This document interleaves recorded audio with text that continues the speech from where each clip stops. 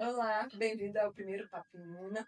Estamos aqui com o Jonas, agradecemos a sua disponibilidade de estar aqui conosco. Meu nome é Jaqueline, eu sou neonatologista e a nossa conversa vai ser conduzida pela Renata e o nosso tema de hoje é perinatologia. Apresenta você, Renata. Bom, eu sou Renata Lorenzetti, sou neonatologista, gosto muito das situações de alto risco, né? Acho que esse papo do cuidado perinatal a gente vai passar um pouquinho, tanto pelo baixo quanto pelo alto risco, né? E é um prazer estar aqui, né? Representando a Nona, né, já que nós duas aqui representando todas as meninas da Nona, a gente falar muito desse trabalho de cuidado perinatal que a gente tem trabalhado tanto nos últimos anos. É isso aí, vamos lá. Bom, então hoje a gente vai conversar um pouquinho de uma coisa que a gente tem conversado muito nos últimos meses, né, Jonas? Que a gente tem falado muito da importância do cuidado perinatal, né? E a ideia é que hoje a gente vai ter um papo do que seria esse cuidado perinatal, né? Em que situações que a gente está falando sobre isso, quais são os profissionais envolvidos nesse cuidado, né? Então, a gente vai pensar aqui numa linha do cuidado para a gente ter um parto seguro, né? Para a gente falar um parto seguro, o que, que é necessário. Seja numa situação de gestação de alto ou de baixo risco, a visão do neonatologista, a visão do obstetra, do fetólogo, a gente incluiu um pouquinho das especialidades também que a gente tem que pôr ali à medida que vai aumentando a complexidade do caso, né? Também a importância de toda a equipe multidisciplinar que envolve esse cuidado para um parto seguro. E a gente vai passar por tudo isso aqui nesse bate-papo, né? Perfeito. Então, vamos lá, Jonatas, do ponto de vista da obstetrícia, né? E da medicina fetal, o que é importante para a gente ter um parto seguro? Bom, né?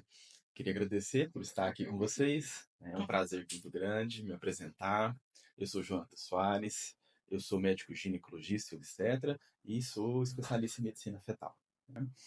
E quando me perguntam, né, sobre o que é preciso para uma gestação segura, para um parto seguro, nós temos que começar, na verdade, antes da gestação, né? Muitas das intervenções que a gente pode realizar nesse período gravídico e puerperal, nesse período de gestação e pós-parto, elas começam, na verdade, antes da gestação. Começam lá com a suplementação das vitaminas necessárias, começam por abandonar o sedentarismo, abandonar o tabagismo, situações que nós conseguimos cortar ou modificar antes da gestação e que vão influenciar no pós-gestação, né? Vão influenciar no período neonatal e na primeira infância, né? Então, a visão do obstetra, nesse caso, né, como que nós podemos interferir, como que nós podemos trabalhar nesse período, ela começa de antes da gestação, naquelas consultas pré-concepcionais, na identificação de situações onde nós podemos modificar, melhorar, passando por um pré-natal completo, fazendo todas as consultas, todos os exames nos períodos corretos, os exames corretos, nessa integração com a neonatologia, com a pediatria, né? E, como a Renata falou, trazendo para dentro do pré-natal pessoas que vão nos auxiliar quando nós precisarmos de uma mão especializada em alguma situação. Exatamente, né? Acho que a Jaque fala bem dos 1000 dias, né, Jaque? Eu adoro esse conceito dos 1000 dias, né? Que é a gestação, primeiro e segundo ano de vida, que repercute aí pro resto da vida da criança, né? Do ser humano. Acho que é onde a gente entra um pouco, né, como neonatologista, principalmente quando a gente fala também nas situações de baixo risco, né, que não tiram a sua importância nesse sentido, pelo contrário, né, é o mais comum, né, que a gente tem, mas exige esse cuidado, e aí o pediatra, na consulta pré-natal pediátrica, acho que ele entra ali por volta do 3º trimestre, ali já pensando no planejamento do parto, mas tem esse papel muito importante na consulta pré-natal pediátrica, de com o olhar do pediatra, né, agregar nesse pré-natal a identificação, né, de fatores de risco, né, dessa gestação, e identificando que não tendo, né, não tem nenhum fator, a gente pensar nesse melhor modelo, né, de cuidado, interferindo na suplementação ali da gestante, que vai ter impacto para o bebê, na saúde do bebê, né, a curto, médio e longo prazo, ali, já planejar esse parto de uma forma segura, né, e todos os cuidados que a gente vai fazer ali na sala de parto, os primeiros dias, né, que são tão desafiadores, falar um pouquinho sobre amamentação, vacinas, que tem, né, uma certa proteção tanto para a gestante, mas também para o bebê, para o feto e para o Uhum. recém-nascido ali, principalmente nos seus primeiros 6 meses de vida, né? Então a gente consegue alinhar tudo isso com a gestante, com a família, né? Pensar em toda essa rede de apoio que ela vai precisar depois Isso. do nascimento, né? Então É. acho que entra esse papel muito importante aí. E uma grande coisa que a gente percebe, né, é que existe uma tendência de subestimar um pré-natal que está indo tudo bem, Uhum, né? O pré-natal está indo tudo bem, todo mundo relaxa, uhum. né? Relaxa o obstetra, relaxa a mãe, relaxa o pediatra, relaxa quem está marcando o exame, todo mundo relaxa, né? E nós sabemos que nós não podemos relaxar em nenhum momento, né? Porque até nas gestações de baixo risco nós temos aquela taxa que é da estatística, né? Daqueles bebês que vão precisar de uma UTI nascendo com 41 semanas, né? Vão ser aqueles bebês que estão perfeitinhos, muito bem formados, mas que vão ter a sua taxa, Essa né? então é uma questão que a gente gosta de abordar na consulta pré-natal pediátrica, né? Como é que é essa evolução pós-parto, o que pode acontecer, Então a gente já consegue alinhar a expectativa nesse momento, né? Sim, Até verdade. porque, assim, o momento do nascimento, né, a gente vai para a sala de parto sempre com um olhar, claro, humano, todo aquele significado que tem o momento, realmente nascer, né, uma criança tão desejada, todo aquele planejamento da família.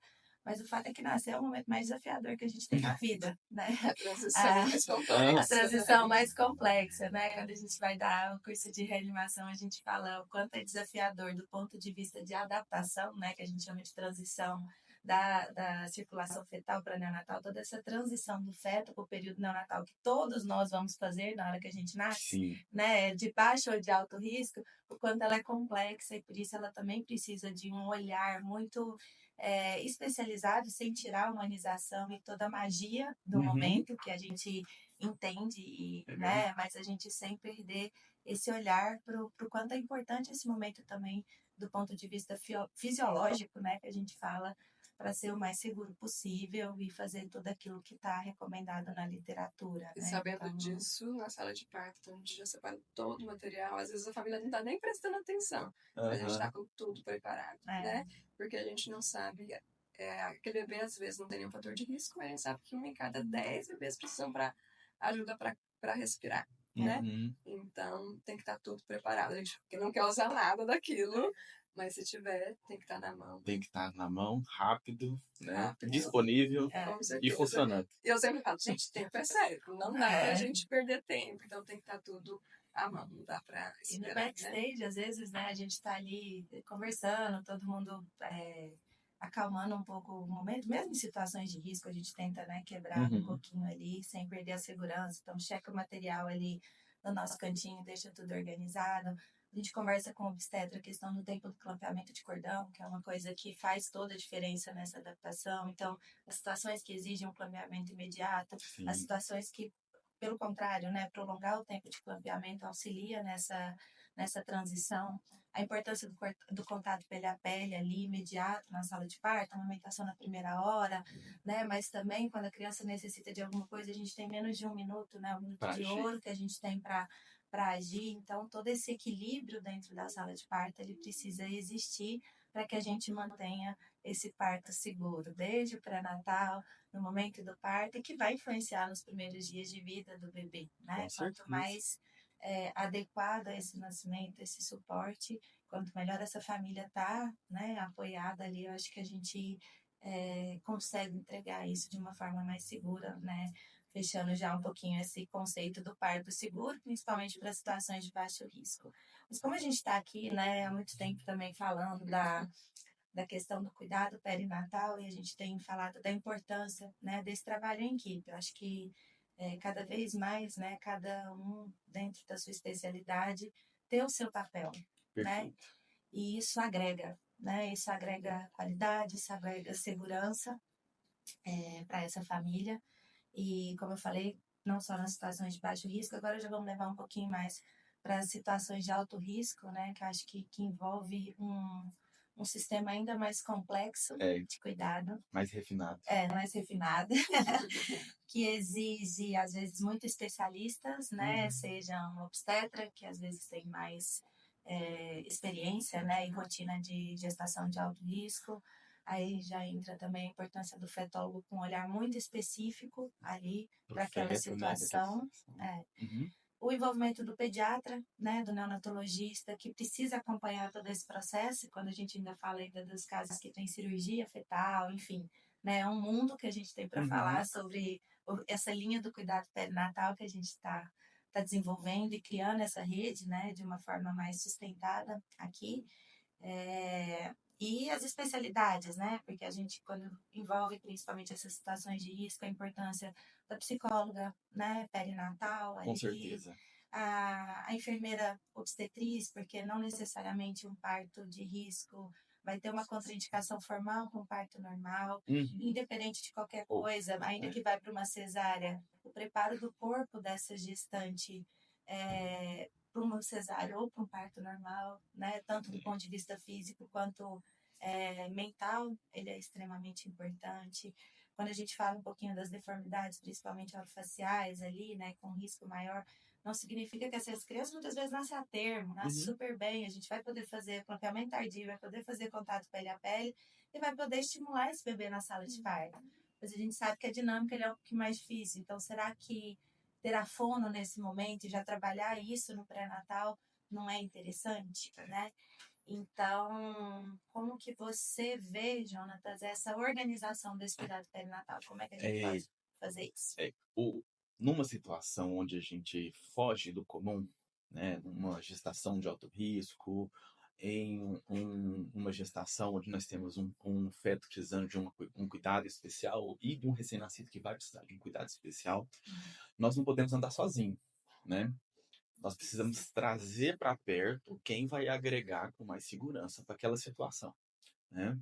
Então, do ponto de vista neurológico, trazer o neonatologista que está especialista, né, que tem experiência nessa neuroproteção, independente da idade gestacional, né?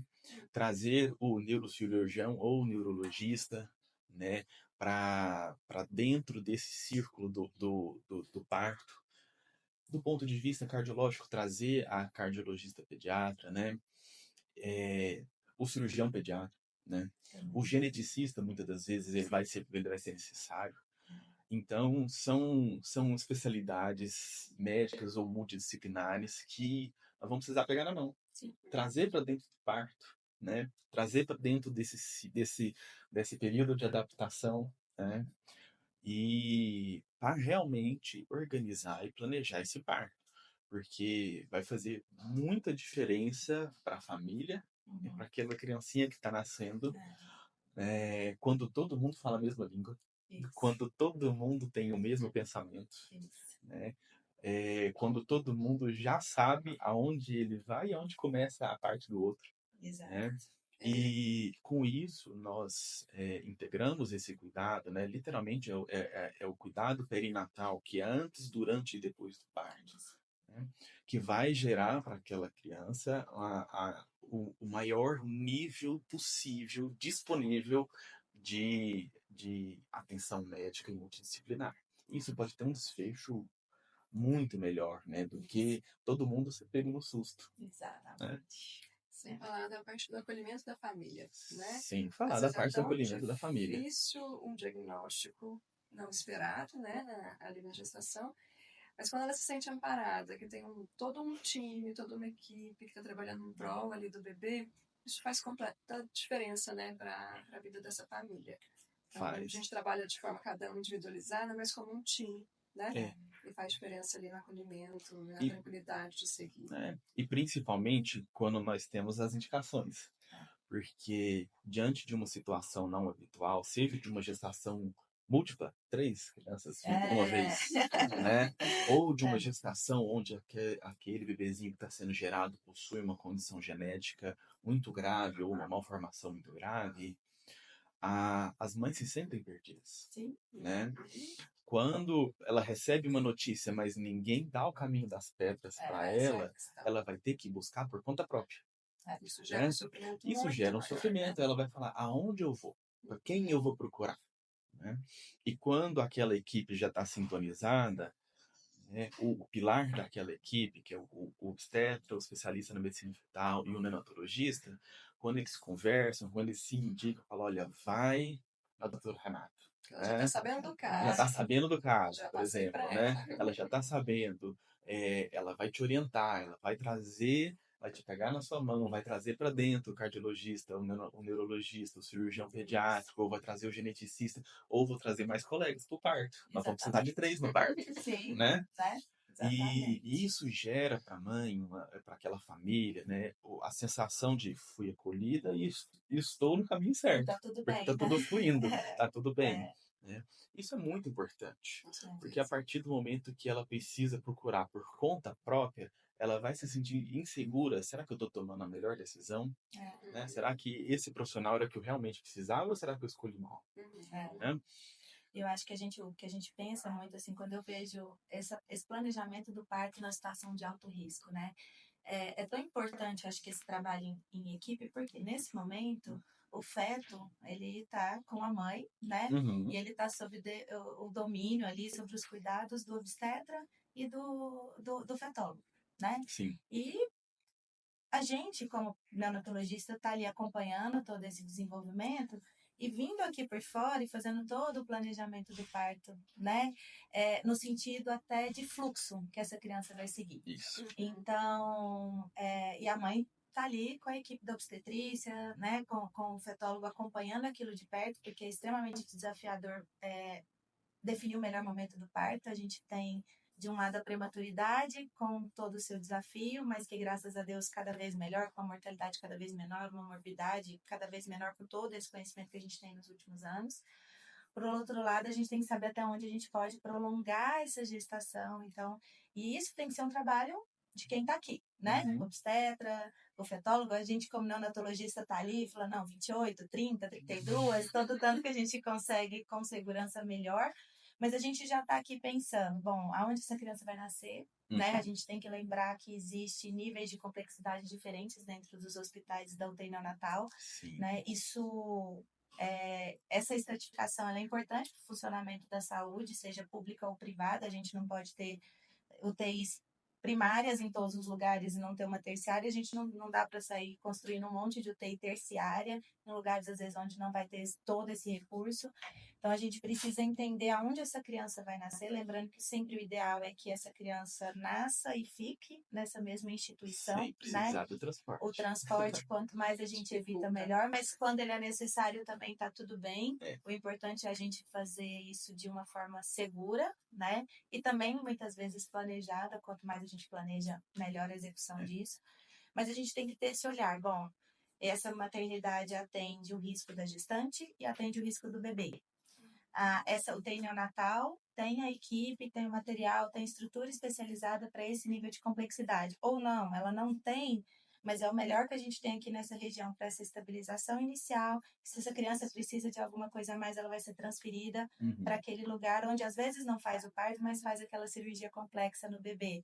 E ele vai para ali no momento que ele realmente precisa ir, né?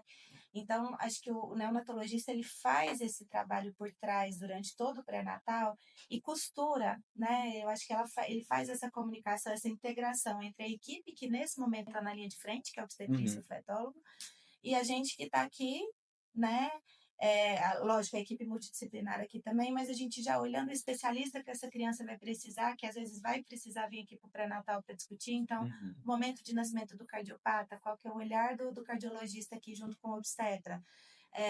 Do bebê, às vezes com uma gastrosquise, uma outra malformação fetal que vai precisar do cirurgião. Poxa, esse cirurgião gastrosquise, o cirurgião tem que estar quase que na sala do lado, né? O tempo da gente estabilizar essa criança, manteve a temperatura, pegou um acesso e tudo, essa criança vai para a cirurgia o mais rápido possível. Seja às 8 da noite, às 8 da manhã ou às 3 da manhã. Né? A gente precisa estar com tudo isso alinhado. Então, eu acho que esse planejamento do parto, essa organização, ela aumenta a segurança, aumenta a qualidade para a família e, principalmente, o acolhimento, É. né? Diante de uma situação tão difícil, você tá com uma rede de especialistas que te apoia e que tá organizando de forma que seu bebê vai nascer no melhor lugar possível e vai receber toda a assistência necessária para isso, né? Eu acho que é muito isso também. Eu dou muito exemplo para todas as gestantes que me perguntam sobre esse tipo de necessidade, né? É que o período do parto, ele é igual uma viagem. Se você decide, vou daqui hoje lá para Nova York, de uma vez, a chance da sua viagem ter coisas que vão dar errado é muito maior do que se você se planejou com 6 meses de antecedência, lendo todos os blogs, lendo todas as informações, fazendo as reservas com antecedência, né? Então, o parto, ele é como se fosse uma viagem. Quando você se programa, você tem muito mais chance de ele dar certo do que dele dar errado. É igualzinho uma viagem, né? Exato. Então, essa programação e essa estratificação, esse costurar dessa necessidade de acompanhamento, ele literalmente ele entrega na mão do bebê a melhor situação possível para aquilo, né? E a gente fala assim muito isso de e o quanto é importante assim, né, pensando nesse conceito, a nossa comunicação, né, Jonatas? E eu acho que igual eu falei, à medida que a gente aumenta a complexidade do caso, o quanto muitas vezes a gente precisa se reunir várias vezes ali, né? A gente teve recentemente uma situação, né, onde a gente juntou todos os especialistas ali e falando o que cada um precisa e a gente definindo tudo isso, às vezes até fora do horário de atendimento, né, a gente encontra e conversa para discutir aquele caso. Então, acho que quando a gente fala nesse cuidado perinatal e vai aumentando a complexidade do caso, o quanto é importante essa integração do time e essa conversa periódica entre todos que estão assistindo o bebê. Então, o obstetra já avisa, olha, tem alguma coisa que não está indo muito bem, ou não, está tudo bem, não vai precisar ser com 34, a gente vai tentar chegar em 36. Aí a gente já avisa lá na UTI, olha, aquela vaga que a gente estava pensando para 34 é só com 36. Então, isso também facilita o fluxo de quem está lá na frente e vai receber o bebê, né? Então, eu acho que isso é muito importante e quando a gente fala, né, nisso que a gente tem conversado, da gente trabalhar junto, estar cada vez mais próximo, né? Obstetrícia, medicina fetal, o neonatologista, toda a equipe multi, igual a gente está falando, os especialistas que precisam entrar para isso, o ponto principal é a comunicação. É a comunicação entre a gente, é a comunicação nossa com o hospital para receber essa criança, né, essa família, e a nossa comunicação com a família. Né? Acho que passando, todo mundo falando a mesma coisa. Mesma programação. E sabendo que pode mudar. E que principalmente porque o plano pode mudar. É, Né? Coisas pode. novas podem surgir, coisas que a gente achou que ia acontecer, graças a Deus, às vezes não aconteceu e a gente precisa se readaptar. Então a gente traça um plano e vai se adequando à medida que coisas novas vão aparecendo. Né? Isso é muito importante. E uma coisa que é fundamental é o feedback depois, né? Da nossa conversa. Olha, fizemos isso e foi muito bom. Isso. Foi diferente do que fizemos na última vez e deu certo, né? Então nós conseguimos entregar um resultado melhor seguindo esse jeito de planejamento ou naquela unidade diferente. Olha, aquela unidade respondeu melhor do que essa aqui. O próximo caso que acontecer semelhante, vamos naquela unidade. Isso. Né? Então, esse feedback, essa conversa de nosso resultado foi melhor assim, assim, assado. Né? Ou então, isso está de acordo com o que a gente vê na literatura. Olha, a gente fez isso aqui, seguiu esse protocolo e o resultado foi melhor. Né? Isso é muito importante, né? E dentro dessa rotina aí que a gente está falando do alto risco, o que você tem visto mais na sua rotina diária, assim, que você tem visto mais as indicações ali? O carro-chefe do alto risco, ele acaba sendo uma coisa meio súbita, que é a prematuridade. Né? A gente sabe que a principal intercorrência que vai precisar de um cuidado a mais para nós é a prematuridade. Ela é o nosso principal desafio. Né? E muitas das vezes ela vem sem avisar, ela vem súbita, ou porque não teve um fator identificável na gestação, era uma gestante sem nenhum tipo de fator identificável, ou ela deveria ter feito o exame para identificar e esse exame não foi pedido e ele passou batido na gestação. E nós perdemos o time ou a profilaxia. Ou começou né? um pré-natal tardio. Ou começou também, um pré-natal tardio. Né? Então, a prematuridade, ela acaba sendo o carro-chefe do pronto-socorro. o carro-chefe da UTI neonatal, Sim. né? Ela acaba sendo o que mais movimenta esses cuidados especiais num perinatais, né? Principalmente porque ela pode estar relacionada a uma condição materna, Sim, uma condição fetal, ou as duas coisas juntas, né? exatamente. Então, acho que isso também aumenta a Isso. proporção, né? Então, a gente sabe que em todo plantão de obstetrícia, todo plantão de maternidade, vai ter naquele dia aquela mãe que chegou com uma necessidade de um parto prematuro. Seja porque a mãe necessitou que aquele parto seja realizado para salvar a saúde materna, ou seja porque ela realmente está em trabalho de parto porque a bolsa rompeu mais cedo. Né? Então, nós sabemos que essa situação da prematuridade, de longe, a parte mais importante, né? E, graças a Deus, nós estamos vendo cada vez mais situações onde nós conseguimos prevenir, né? Nós conseguimos agir antes dessa prematuridade ocorrer ou ela precisar ocorrer, né? Como no rastreamento do colo curto, que vai gerar aquela prematuridade espontânea, né? Como a profilaxia da pré-eclâmpsia, que vai gerar aquele parto prematuro muito grave de 26, 28 semanas, que a mamãe vai precisar que o parto seja feito, senão ela vai para UTI. E que senão, os dois vão precisar. E que os dois vão precisar, né? Então, graças a Deus, hoje nós estamos vendo situações onde nós conseguimos intervir com antecedência, né, para evitar aquele parto prematuro, seja com a cerclagem, seja com a profilaxia com a progesterona, seja com a identificação da mãe de risco para pré-eclâmpsia grave, tomando lá o seu AS, seu cálcio. Às vezes já vendo lá nos primeiros ultrassons, já vê aí a resistência, né? Antes de 20 semanas, nós já sabemos se a mãe vai precisar de alguma coisa disso ou não. Né? Então, com 12 a 13 semanas, nós já sabemos se a mãe vai precisar da profilaxia da pré-eclâmpsia. Né? Com 20 a 22 semanas, 24 semanas, nós já sabemos se aquela mãe tem colo curto, se aquele bebê vai nascer antes da hora, se vai precisar fazer alguma coisa. Né? Ou na primeira consulta. Mamãe, como é que foram os seus outros partos? Todos nasceram de 30 semanas. Nós já sabemos que esse vai ser também com 30 semanas. Nós precisamos fazer alguma coisa. Para evitar, né? que seja, evitar né? que isso aconteça. Chega a 32, chega a 34. Né? Então, graças a Deus, hoje a gente está conseguindo agir com muita antecedência. Né?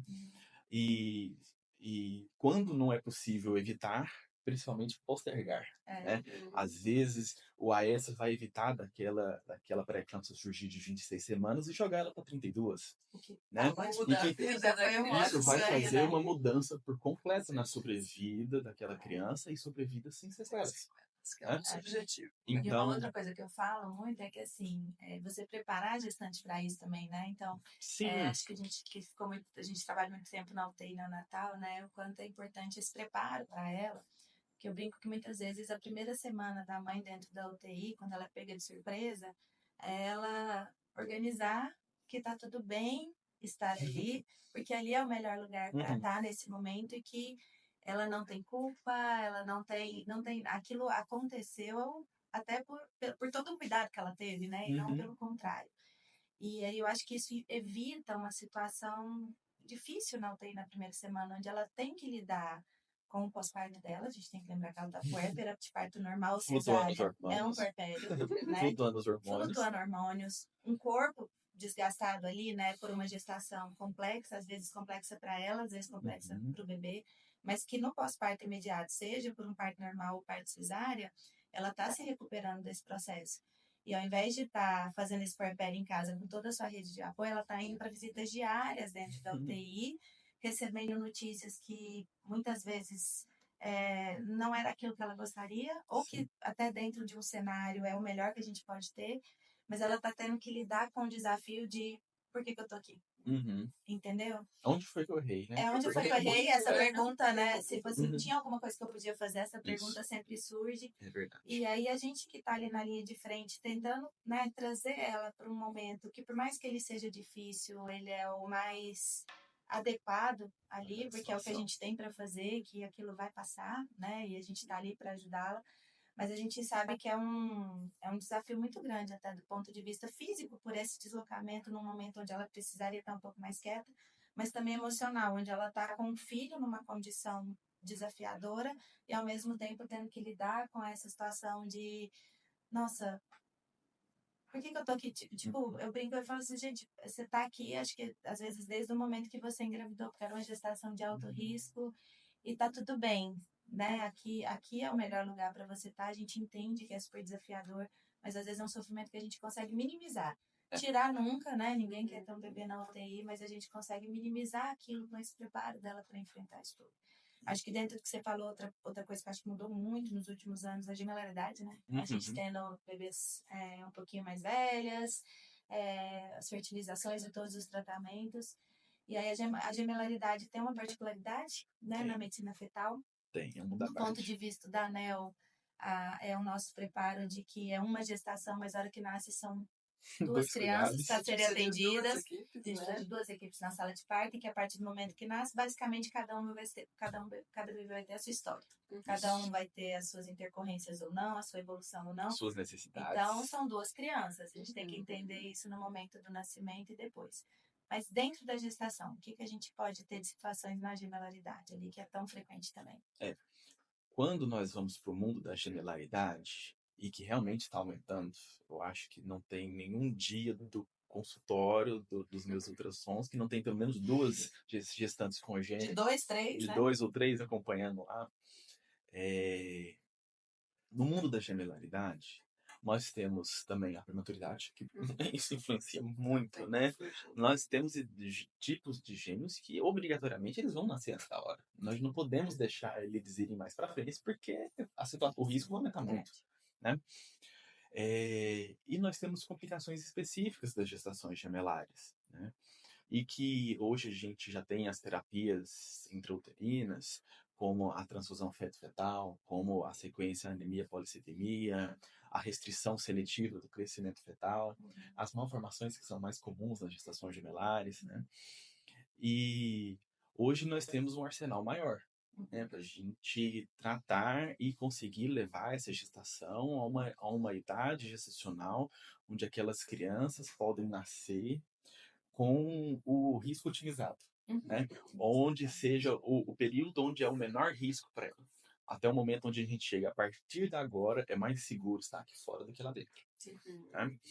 Então, nas gestações gemelares, a gente tem esse mundo à parte, literalmente é um outro cenário, né? É uma outra avaliação, são outros critérios, um ultrassom muito mais demorado, né? É uma avaliação muito mais demorada, né? Muito mais criteriosa. Você tem que olhar um, outro, os dois juntos, né? Isso. E muitas das vezes as condições elas se sobrepõem, acontece tudo ao mesmo tempo, né? E a gente sempre fica naquela dúvida, né? Do jeito que está aqui, é melhor eu ir para o parto ou eu intervir? Né? Do jeito que está aqui, essas crianças, se eu intervir agora, eu vou conseguir resolver o problema delas, né? Ou eu, na verdade, eu não posso mexer de jeito nenhum que eu vou piorar a situação, né?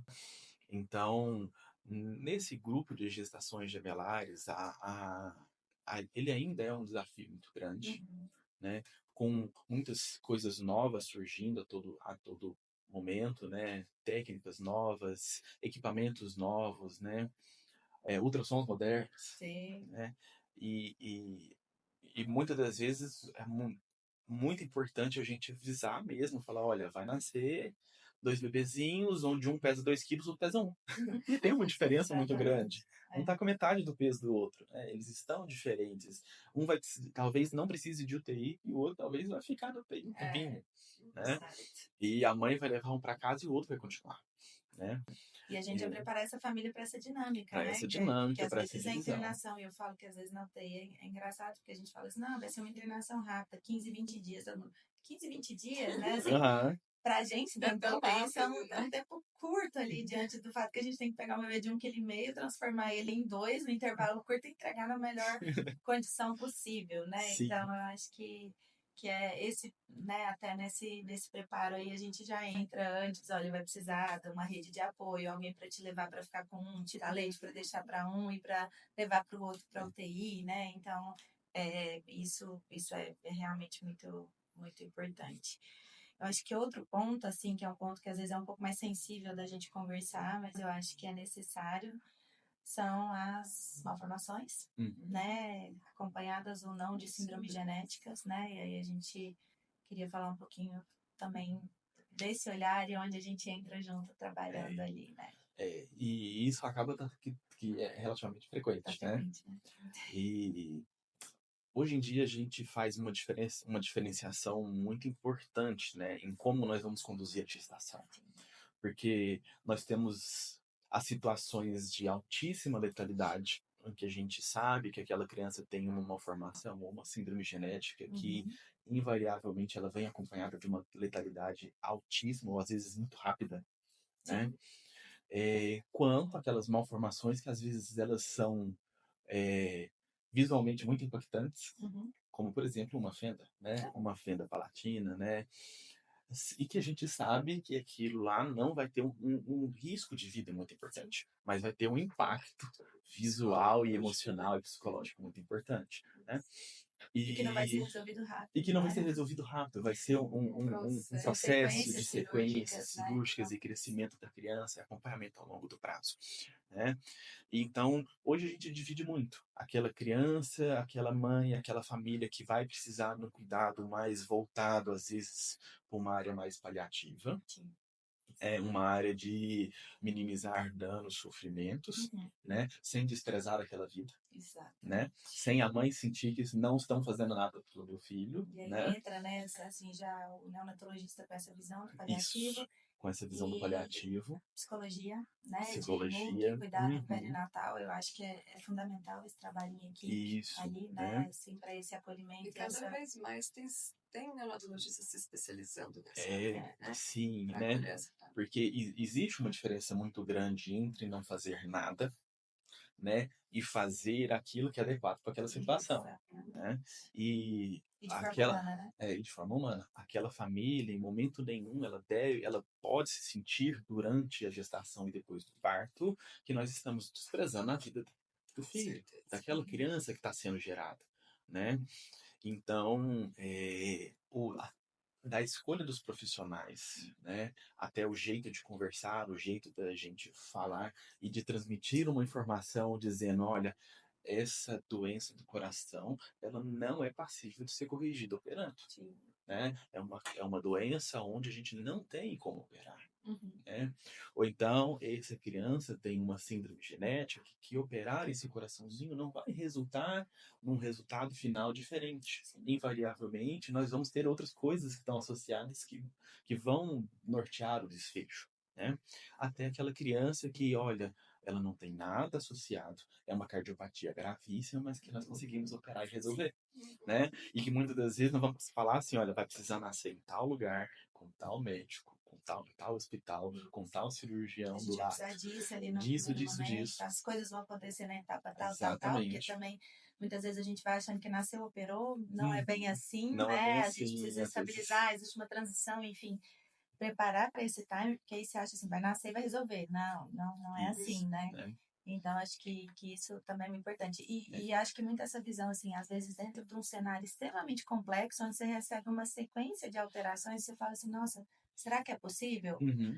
É possível, né? Então, às vezes são múltiplas malformações, mas que juntas a gente consegue dar uma assistência e trabalhar de uma forma organizada, que a criança tenha uma vida, né, adequada e no melhor potencial que ela pode ter. E às vezes são malformações que no primeiro momento te assustam, mas que são passíveis de correção ao longo da vida. Essa criança vai ter uma vida normal. Né? Então, do neonatologista ali, que às vezes vai precisar do cardio, do neuro, mas do neonatologista que vai conversar com todos eles, né? E nós estamos tendo uma experiência boa, né? Porque muito, né? E nós estamos tendo pacientes que estão necessitando disso e que nós estamos tendo resultados bons. Né? E a gente está tendo possibilidade de cirurgia fetal. Isso. Algumas coisas que aí entra mais ainda, que acho que é um campo ainda pra gente aqui, né, em Goiânia, começando, né? Você pode falar um pouquinho mais, mas com desfechos muito positivos, né? E nessa situação das cirurgias fetais, né? Em especial, né, as cirurgias das gestações gemelares, né? E das correções de defeito de fechamento do tubo neural, da mielomeningocele, né? a hernia diafragmática, né, que nós temos com relativa frequência, né, situações às vezes de cardiopatias que podem ser mudadas durante a gestação, às vezes com a terapia cirúrgica ou medicamentosa, Sim. né? Então, nós estamos tendo hoje opções de tratamento antes do parto que vão modificar como aquela criança vai chegar no momento do parto. Né? Então, da hernia diafragmática com a oclusão traqueal, da mielomeningocele com a redução da necessidade de derivação de válvula, né, hidrocefalia naquele primeiro ano de vida, que é o objetivo principal da cirurgia da mielomeningocele, né? Até o tratamento, por exemplo, de bebês com arritmia, que a gente consegue tratar dentro da barriga com medicações na mãe e a gente consegue resolver aquele problema ou então minimizar uma progressão a ponto daquela criança nascer e não precisar de um marca-passo. Né? E a que ponto então, nós estamos, Jonas, em Goiânia com a cirurgia fetal? Bom, nós já realizamos aqui em Goiânia a cirurgia de correção de mielomeningocele, encefalocele, né? Então a quisquise, os defeitos de fechamento do tubo neural nós já realizamos. Tem critérios específicos, né? Mas nós já realizamos as cirurgias com desfechos muito positivos, né? Com resultados finais excelentes. Então, esses defeitos de fechamento, né, a espinha bífida, né, nós estamos tendo um resultado muito bom. Nós já temos hospitais que suportam esse tipo de cirurgia, porque é uma cirurgia onde nós vamos operar 2 pacientes ao mesmo tempo, né? Então, nós já temos hospitais que suportam esse tipo de cirurgia. Nós temos técnicas muito modernas de tratamento para essas cirurgias. Nós temos o tratamento da hernia diafragmática, que é a oclusão endotraqueal com o balão, para a gente tentar aumentar aquele pulmãozinho, para quando o bebê nascer, ele ter pulmão para respirar, né, literalmente. Né? Cirurgias cardíacas, a gente ainda não conseguiu realizar, porque elas são mais raras, né? Mas nós já temos equipe que faz, né? Nós já temos equipamento, nós já temos locais onde a gente consegue fazer essa cirurgia, né? Então, na verdade, hoje nós temos todo o arsenal disponível, né, para a paciente conseguir realizar tudo o que ela precisa aqui na nossa cidade, sem precisar se deslocar, passar por um período de operar numa outra cidade, ficar em hotel, ficar na casa de pessoas, né? Ela poder operar e continuar na própria casa, sem precisar pegar um avião operada. Exato. Né? Grávida, operada, com dor na barriga, entrando no avião. Né? Passando todo aquele medo, né? Toda aquela situação desconfortável, né? Todo o custo que isso envolve também financeiro, de estar numa outra cidade, né? Então, hoje nós temos separação da família. A separação da família. Né? Às vezes tem mais de um filho, aí tem toda a dinâmica. Exatamente. Né? Às vezes tem um filho e a mãe precisa ir para São Paulo, operar e deixar essa criança aqui, né? Então, hoje nós temos todo o arsenal que é possível aqui em Goiânia. Em algumas situações ocasionais, nós trazemos o pessoal de fora em vez da paciente ir. A gente consegue trazer o profissional. Então, nós tivemos um caso ano passado. E isso é muito importante, né? A gente saber até onde está o nosso limite. Isso. E a hora de trazer, ou assim, pode até ser em algumas situações que a gente fala, olha, isso a gente não vai conseguir resolver aqui, realmente vai ser melhor. Mas é com um olhar mais criterioso, num caráter mais de exceção hoje em dia, né? E acho legal isso, de a gente poder trazer, né? Essa rede do deslocamento, às vezes a facilidade de, às vezes, antes de trazer esse profissional, uma discussão, né? Online, que a gente hoje consegue muito isso. Então, acho que é muito importante também que essa equipe tenha esse conhecimento que a gente atua até aqui, a gente precisa trazer mais alguém. Né? Então, ano passado nós tivemos um caso de um encefalocele que nós trouxemos quem inventou a técnica. Né? Fala, olha, esse é um caso muito complexo, mas nós vamos precisar trazer quem inventou. Né? Quem publicou a primeira vez o trabalho, né? E a gente vai lá e liga e fala, olha, nós precisamos de vocês. Né? E graças a Deus são colegas muito disponíveis. Né? Eu acho que essa é uma rede muito também disponível, né? Que trabalha também. E eles vieram, por exemplo, sem cobrar nada.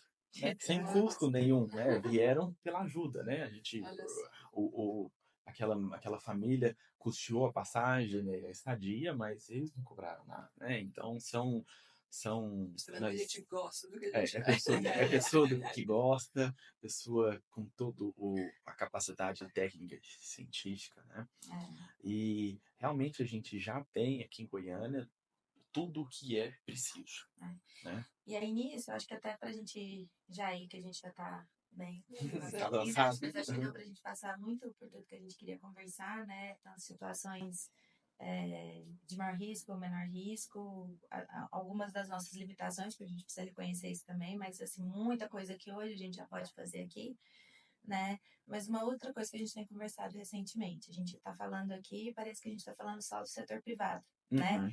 E aí eu queria que a gente refletisse um pouquinho quanto essa rede também, a partir do momento que a gente tem toda essa estrutura e a gente tem excelentes hospitais públicos aqui também, né?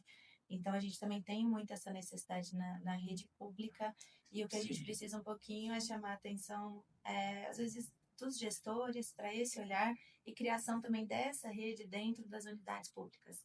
Eu tenho conversado muito isso com você, né? Uhum. Claro que às vezes trazer esse conceito para a rede privada, num primeiro momento, ele parece um pouco mais fácil, Sim. né?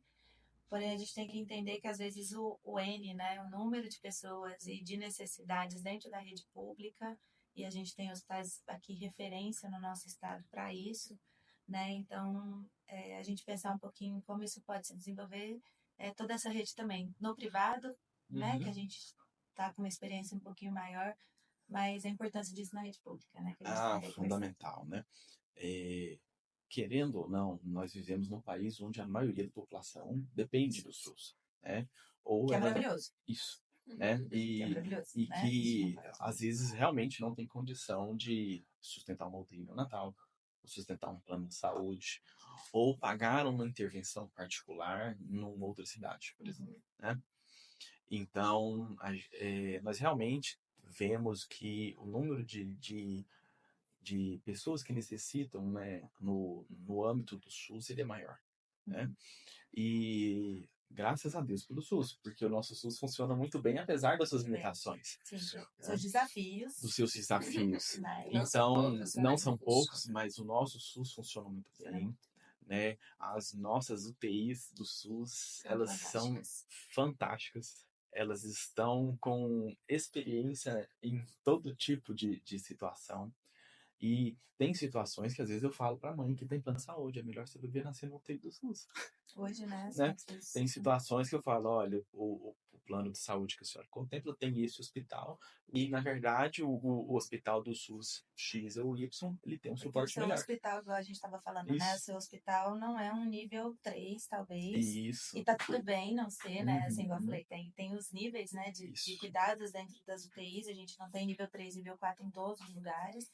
Mas normalmente as do SUS, elas são mais setorizadas, porque até dentro do próprio hospital, às vezes você tem a própria UTI nível Uhum. 3, a nível 2, a semi-intensiva, o alojamento O conjunto, Uhum. o canguru, né? Você tem uma estratificação e uma distribuição dos setores até de uma forma dentro do próprio hospital, mais fácil do que a gente consegue às vezes fazer dentro da rede privada, É verdade. né? Então eu acho que isso é muito importante, a gente pensar nesse conceito também dessa linha do cuidado perinatal, criação de um ambulatório, né, para isso. Ambulatório de segmento, a gente tem que lembrar também que não para aqui, todo esse cuidado, seja no público ou no privado, ele não para na UTI neonatal, então a importância do acompanhamento e de profissionais especializados no acompanhamento dessas crianças de alto risco também, né, em consultório ou ambulatório, e especialistas, né, que essas crianças também precisam. A gente esbarra no SUS na dificuldade em atrair recursos para aquela situação. Sim. Né? Porque sabemos que tudo custa. Né? Sim, Não tem como o fisioterapeuta sair de casa e trabalhar sem receber o seu salário. Não tem como o neonatologista ir lá fazer um ambulatório sem receber o seu salário. Né? E não tem como aquela criança precisar da UTI e aqui não tem o custo da UTI. Né? Então, hoje a gente esbarra muito na questão do custo. Nós sabemos que tratando de uma população muito grande, os custos são muito elevados. Né? A implantação de serviços, às vezes, ela tem um custo para começar alto. Né? E Então, às vezes a gente esbarra nessa questão de atrair recursos para montar aquele determinado serviço, Sim. né?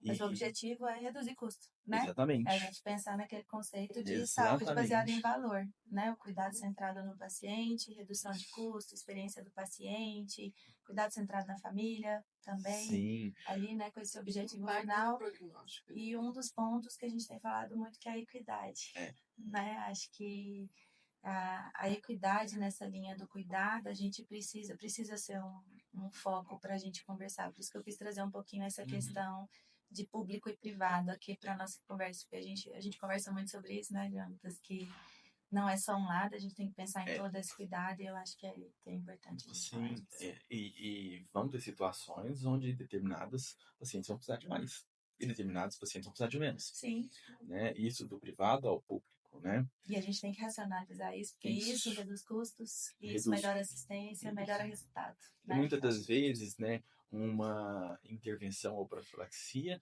mais para frente vai gerar uma economia, né? Só que naquele momento ela tem um custo Ela tem o inicial, custo inicial, né? exato. Então, por exemplo, esse ambulatório de perinatologia, né? A simples programação de, de conseguir ter toda a equipe lá vai minimizar custo, né? Vai minimizar o custo do transporte, né? De ter que levar o paciente para uma outra cidade ou para uma outra unidade, Sim, né? Aí de, às vezes, precisar de um contrato de urgência para uma determinada cirurgia ou determinado tratamento que poderia ter sido combinado e já orçado organizado. e já organizado com antecedência, né? Exatamente. Se negociar numa situação eletiva é diferente de Isso. você negociar numa Os, situação de os, os urgência. cuidados neurocríticos, por Sim, exemplo, que num determinado momento inicial tem custo, mas ao longo da vida daquele indivíduo o custo vai ser o muito menor. impacto a curto, médio e longo prazo, né? Exatamente. Então, Né? A assistência adequada geralmente tem menos sequelas essa criança, que vai ter um ônus muito maior ali para aí na frente, né? frente. E gera menos atrito em todas as situações. E impacto social, Sim, econômico, sim. cultural, né? Uhum. Assim, o quanto é complexo para essa família depois também.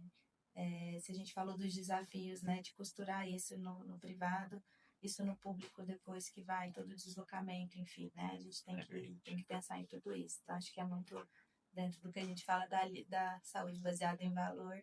E aí eu acho Isso. que a equidade é uma coisa que a gente tem que pensar. Não Sem são dúvida. separados, a gente está tudo junto, né? Sem dúvida. E acho que era isso, né? Que a gente É. queria conversar um pouquinho. Quero te agradecer, Que bom. Foi por muito aceitar o bom. nosso convite. Acho que a gente conseguiu passear por toda a nossa Foi. unidade junto, né? E eu acho que ficou bem legal o nosso papo.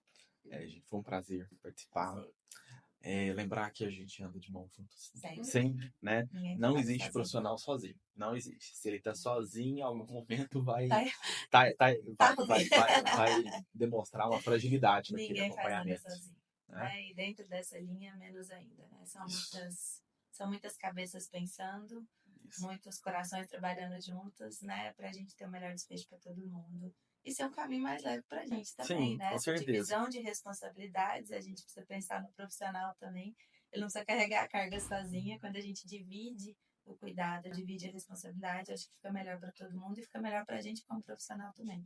Eu, particularmente, prefiro muito mais trabalhar em grupo, né, em E equipe, tranquila. do que a gente ter esse desafio, essa carga de carregar, às vezes, uma decisão tão difícil, muitas vezes.